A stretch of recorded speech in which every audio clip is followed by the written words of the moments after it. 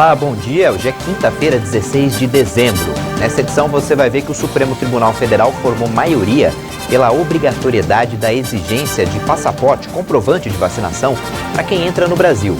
A gente vai falar também dos impactos do fim do embargo da China à carne brasileira. E tem ainda um feito histórico da ciência, uma sonda espacial que chegou muito perto do Sol. A Defesa Civil da Bahia reconheceu a situação de emergência em mais 20 cidades. Ao todo, mais de 220 mil pessoas foram afetadas pelas enchentes em 51 municípios. O número de mortos aumentou para 12. Quase 270 pessoas ficaram feridas. A portaria da Secretaria Nacional de Proteção e Defesa Civil do Ministério do Desenvolvimento Regional reconheceu a situação de emergência no estado nordestino e publicou o alerta no Diário Oficial da União. Há vários dias, a Bahia vem sendo castigada por chuvas intensas que deram uma trégua. Mas, segundo as previsões meteorológicas, os temporais poderão voltar a partir deste domingo, principalmente no sul e centro-oeste do estado. O norte de Minas Gerais e o Espírito Santo também deverão ser atingidos. Segundo o último balanço, além dos mortos e feridos, mais de 6.300 moradores de várias cidades estão desabrigados. Segundo o diretor-geral do Operador Nacional do Sistema Elétrico, Luiz Carlos Ciotti, as chuvas estão aumentando o nível dos reservatórios do país. O nível das hidrelétricas está em recuperação e não existe possibilidade de apagão ou racionamento de energia no ano que vem. A quinta-feira vai ser marcada por fortes chuvas em grande parte do país, principalmente entre as regiões Nordeste, Centro-Oeste e Sudeste. Vamos ver agora a previsão do tempo em algumas cidades. Em Aracaju, a capital do Sergipe, a temperatura pode chegar a 29 graus. Só que por causa do acúmulo de nuvens, deve chover em alguns pontos da cidade. Em Londrina, no Paraná, o dia vai ficar um pouco mais frio, com máxima de 23. A cidade de São Paulo tem previsão de mais chuva para hoje. A temperatura prevista é de 27 graus. No Rio de Janeiro, o dia deve ser quente, com a máxima podendo chegar a 33 graus, mas o alerta é de chuva forte no final da tarde. Em Boa Vista, no estado de Roraima, o dia vai ser quente e os termômetros podem chegar, olha só, a 35 graus. O presidente dos Estados Unidos, Joe Biden, visitou Kentucky. A região foi duramente afetada por tornados no último final de semana. O democrata foi oferecer o apoio de seu governo ao estado, o mais afetado por uma série de tornados históricos e devastadores que atingiram o sudeste do país. Kentucky registra ao menos 74 mortes e mais de 100 desaparecidos. Não há tornados vermelhos ou azuis, não há estados vermelhos ou azuis quando essas coisas começam a acontecer. Biden declarou no último domingo o estado de catástrofe maior em Kentucky, o que lhe rendeu o agradecimento do líder dos republicanos no Senado, uma demonstração de cortesia que se tornou rara em um país onde as divisões partidárias se acentuaram nos últimos anos. O governo estadual espera que o número de vítimas aumente à medida que os corpos forem encontrados sob escombros. Soldados da Guarda Nacional foram mobilizados para manter a ordem e ajudar a limpar e reconstruir algumas edificações, junto a voluntários e associações solidárias que vieram prestar assistência às vítimas. A China suspendeu o embargo à carne bovina do Brasil e o setor comemora e prevê aumento nas vendas. O Brasil comemora o fim do embargo da China à carne bovina produzida no Brasil.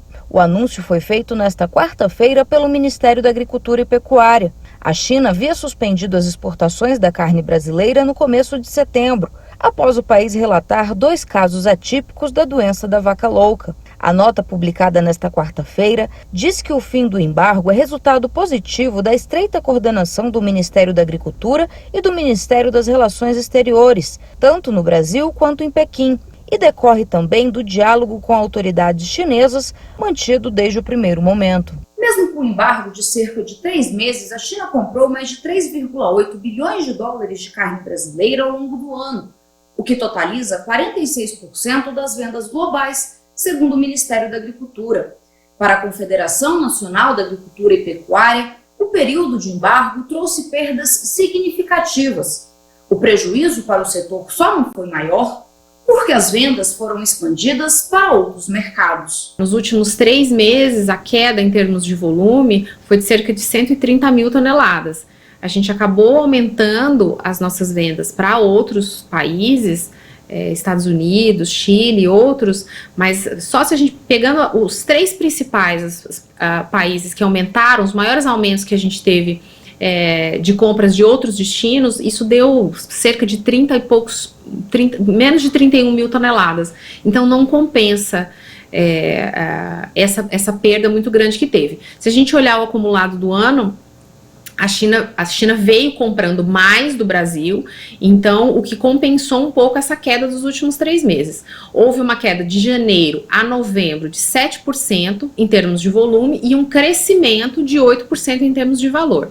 Aí pode perguntar, achar estranho que teve esse crescimento de valor. Mas é porque se a gente comparar setembro e agosto especificamente, e julho também, o aumento que teve no valor das exportações para a China de carne bovina foi muito grande. Então isso acabou compensando um pouco essa queda que teve agora nos últimos meses. A CNA também acredita que para os próximos meses o preço da arroba do boi gordo deve aumentar para atender a demanda da China. A Frente Parlamentar da Agropecuária emitiu nota onde agradece o empenho da ministra Tereza Cristina e do ministro das Relações Exteriores, Carlos França, pelo trabalho para a retomada das exportações da carne bovina brasileira. Diz ainda que a organização internacional que acompanha a saúde animal reafirmou o status brasileiro de confiabilidade.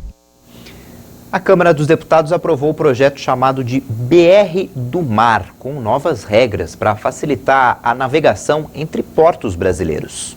Apresentado ao Congresso pelo Ministério da Infraestrutura em agosto de 2020, o projeto flexibiliza o aluguel de embarcações estrangeiras para serem usadas na chamada cabotagem, que é a navegação entre portos da mesma costa de um país. De acordo com os dados da Agência Nacional de Transportes Aquaviários, o Brasil tem 175 instalações portuárias de carga, que incluem portos, terminais marítimos e instalações aquaviárias. O objetivo das novas regras é aumentar a oferta de navios para estimular a concorrência, para reduzir os preços dos serviços e aumentar o volume de contêineres transportados por ano.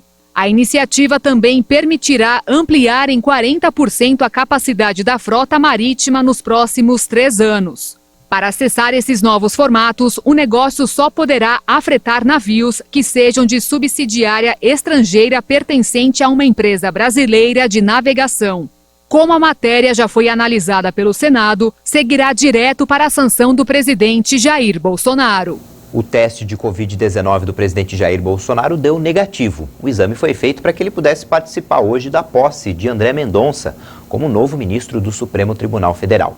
No STF, é exigido o comprovante de vacinação e para quem não estiver vacinado, é necessário apresentar uma prova de que não está contaminado. A cerimônia em Brasília começa às 4 da tarde. O Supremo Tribunal Federal formou maioria de votos a favor de manter a decisão do ministro Luiz Roberto Barroso, que determinou a obrigatoriedade do chamado passaporte da vacina para viajantes que chegarem ao país. A decisão de Barroso foi tomada no último dia 11 e atendeu a um pedido do partido Rede Sustentabilidade. A maioria dos ministros acompanhou o voto de Barroso, mantendo a exigência do passaporte, mas estabelecendo que brasileiros e estrangeiros residentes no Brasil que viajaram para o exterior depois de 14 de dezembro e não apresentarem comprovante de vacinação ao retornar, deverão comprovar o teste negativo para a Covid e fazer uma quarentena de 5 dias, que somente vai se encerrar com um novo teste negativo. A Secretaria Municipal da Saúde de São Paulo informou que a cidade já registra um aumento significativo de pessoas com gripe.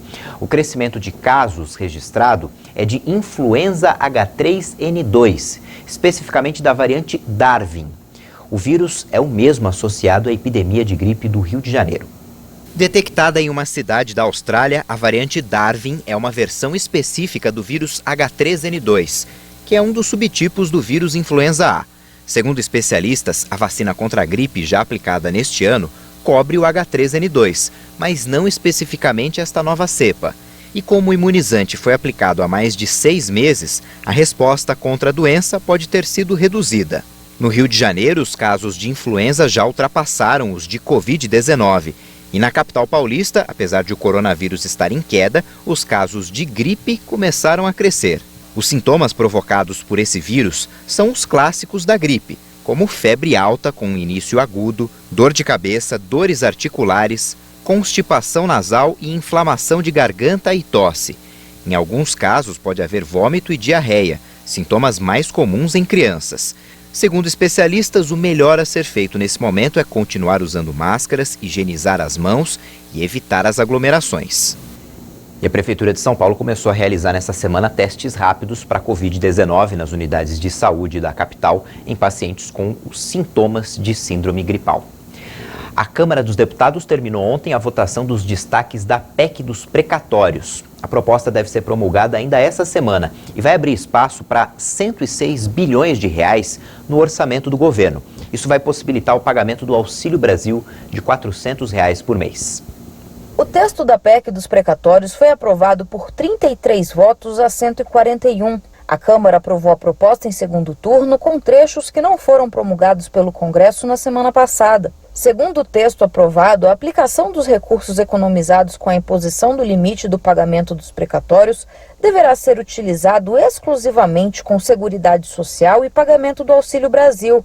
Esse trecho foi acrescentado durante as discussões no Senado, por isso precisou passar pela Câmara e ficou fora da promulgação. A PEC também inclui na Constituição o direito a uma renda básica à população mais vulnerável. Na sessão desta quarta-feira, os deputados discutiram 2 destaques, entre eles um do Partido Novo, que pretendia retirar do texto o limite para o pagamento dos precatórios apenas em 2022. O trecho da PEC que libera os recursos para o pagamento do Auxílio Brasil de R$ 400 a partir do ano que vem já está valendo, pois foi promulgado pelas 2 casas. Depois do intervalo, a gente mostra que uma sonda espacial tocou o Sol pela primeira vez. A gente volta já. H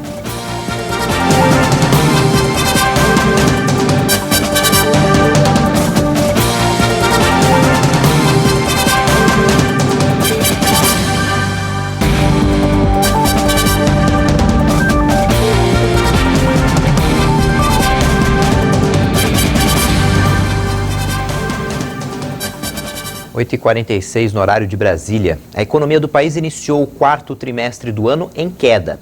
Foi o 4º mês seguido de redução do índice do Banco Central. O número divulgado ontem funciona como uma prévia do PIB, calculado pelo IBGE. A Polícia Federal fez ontem uma operação contra desvios de recursos públicos nas obras do estádio Castelão, no Ceará.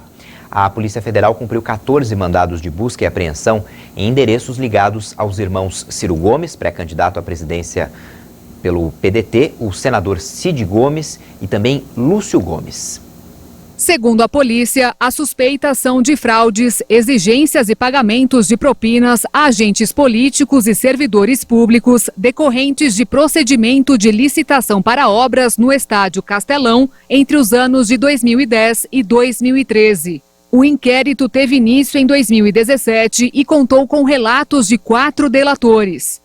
A fraude teria ocorrido para que a Galvão Engenharia obtivesse êxito no processo licitatório para realizar reformas no estádio. O valor da concorrência foi de R$ 518 milhões do BNDES. Segundo os documentos, a investigação é sobre o pagamento de propinas a servidores públicos e agentes políticos do governo do Ceará na gestão do então governador Cid Gomes. Há ainda a suspeita de que na fase da execução contratual tenham sido pagas vantagens indevidas para que o governo estadual repassasse valores que estavam supostamente retidos. Também, segundo a polícia, há indícios de que a propina era paga muitas vezes disfarçada em doações eleitorais para Cid Gomes, Ciro Gomes e Lúcio Gomes. 2 advogados que ocuparam o cargo de procurador-geral do estado do Ceará também foram alvos da operação.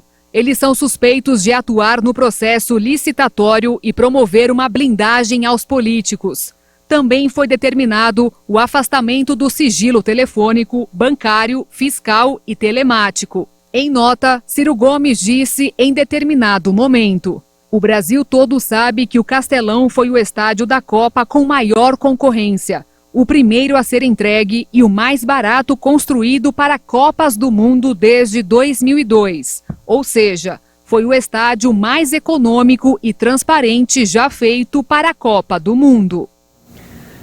A cidade de São Paulo vendeu o aeroporto do Campo de Marte, na zona norte da capital, à aeronáutica por 25 bilhões de reais. O acordo foi fechado ontem entre o presidente Jair Bolsonaro e o prefeito de São Paulo, Ricardo Nunes, depois de 4 meses de negociações. A área de 2 km² abriga um aeroporto, um hospital militar e demais dependências da aeronáutica e é objeto de disputa há quase 90 anos, quando o então governo de Getúlio Vargas tomou posse do local durante a Revolução Constitucionalista de 1932.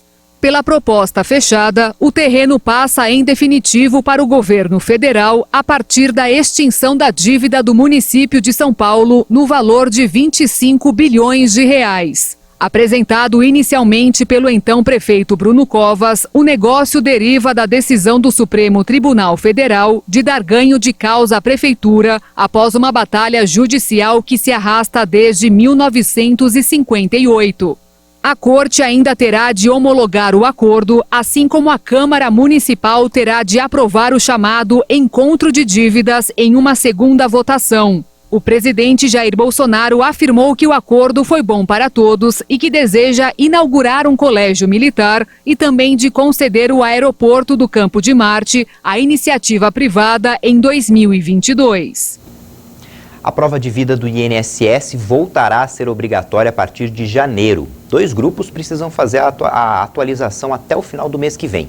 Os aniversariantes de janeiro e os beneficiários que têm prova de vida vencida entre novembro do ano passado e junho desse ano. Segundo o INSS, quem perdeu o prazo poderá ter o pagamento suspenso em fevereiro.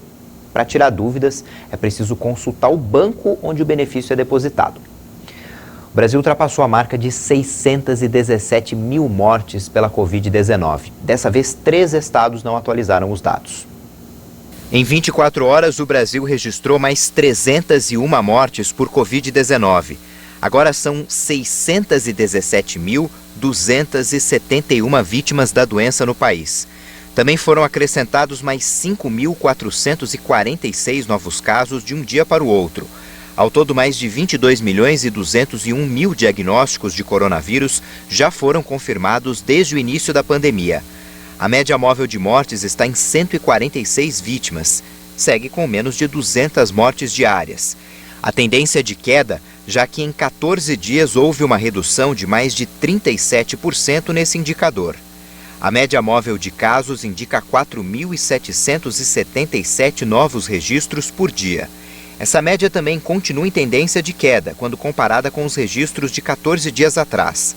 No mapa da evolução da doença por regiões, hoje 6 unidades da federação registram alta: Amapá, Distrito Federal, Mato Grosso, Pernambuco, Roraima e Sergipe. Em estabilidade estão 4 estados: Bahia, Pará, Rio Grande do Norte e Rondônia.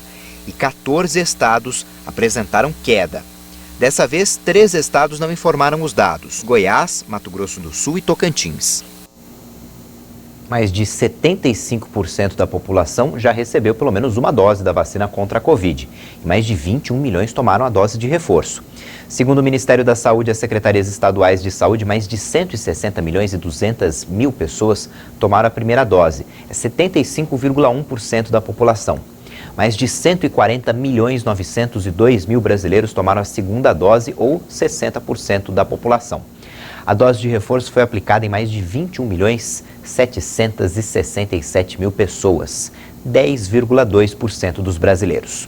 De um dia para o outro, mais de 1.354 mil doses das vacinas foram aplicadas. Mais de 322 milhões 902 mil doses contra a Covid-19.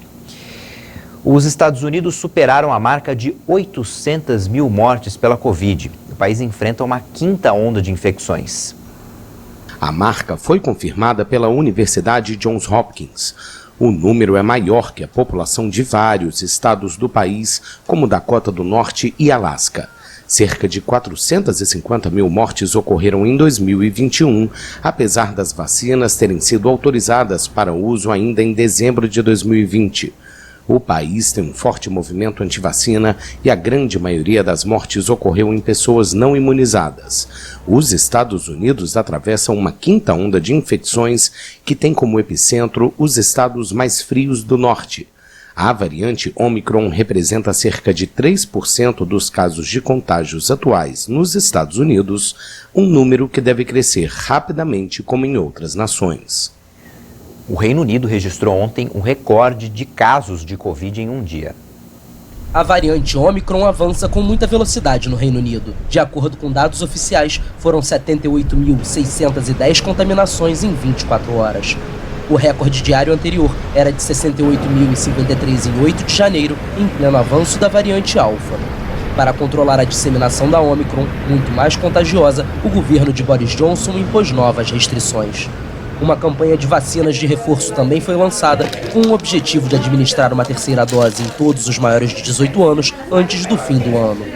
Segundo dados oficiais, até o momento, 43% dos adultos já receberam a injeção e mais de 81% dos maiores de 12 anos já têm as duas primeiras. O Reino Unido é um dos países mais afetados pela pandemia na Europa, com mais de 146 mil mortes por Covid. Uma sonda espacial lançada pela NASA em 2018 tocou o Sol. Na verdade, ela atingiu uma camada externa da atmosfera solar. Os cientistas afirmam que esse é um marco para a história e para a ciência. Pela primeira vez na história, uma nave espacial entrou na camada externa da atmosfera solar chamada de Corona. A nave, que custou cerca de 1 bilhão e 500 milhões de dólares, tem o tamanho de um carro e pode atingir uma velocidade impressionante de 692 mil quilômetros por hora. Mas muitas pessoas podem se perguntar, a nave não derreteu por se aproximar tanto do Sol? A resposta está no material usado para a fabricação. Os cientistas criaram a Parker Solar Probe, como é chamada, com um escudo de carbono que suporta uma temperatura de 1.400 graus Celsius. A nave espacial deve medir as partículas de alta energia, as flutuações magnéticas e tirar fotos para compreender melhor como funciona a coroa solar. A Parker estava a 13 milhões de quilômetros do centro do Sol quando entrou na atmosfera e ali permaneceu por cerca de 5 horas. A nave espacial vai continuar se aproximando do Sol e mergulhando mais fundo na camada externa até a sua órbita final em 2025. Os cientistas da NASA afirmaram que a sonda vai atravessar cerca de 24 vezes a atmosfera durante o restante da missão. A espaçonave provavelmente voltará à atmosfera solar em janeiro, durante o seu próximo sobrevoo.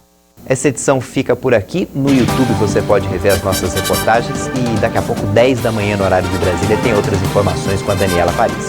Tchau, bom dia.